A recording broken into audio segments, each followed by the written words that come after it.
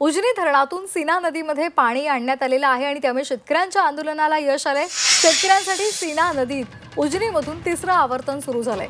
सीना नदीवरचे बंधारे पाण्यामुळे भरणार आहेत। उजनी धरणातून कुरुलच्या डाव्या कालव्यातून सीना नदीमध्ये पाणी पोहोचलंय। दक्षिण सोलापूर, उत्तर सोलापूर आणि मोहोळ तालुक्यातील शेतकऱ्यांसाठी सीना नदीमध्ये उजनीतून तिसरं आवर्तन सुरू झालेलं आहे आणि त्यामुळे शेतीसह जनावरांच्या पिण्याच्या पाण्याचा प्रश्न आता सुटणार आहे। शेतकऱ्यांनी पाटबंधारे विभागाकडे याची मागणी केलेली होती। भाजपचे आमदार सुभाष देशमुख यांनी शेतकऱ्यांच्या समवेत सीना नदीमध्ये उजनीतून पाणी सोडावं या मागणीसाठी सिंचन भवनमध्ये आंदोलन सुद्धा केलेलं होतं। अखेर या सगळ्याला यश आलंय आणि आता दक्षिण सोलापूर, उत्तर सोलापूर त्याचबरोबर मोहोळ तालुक्यातील सीना नदीवरील बंधारे पाण्यामुळे भरणार आहेत। सुभाष देशमुख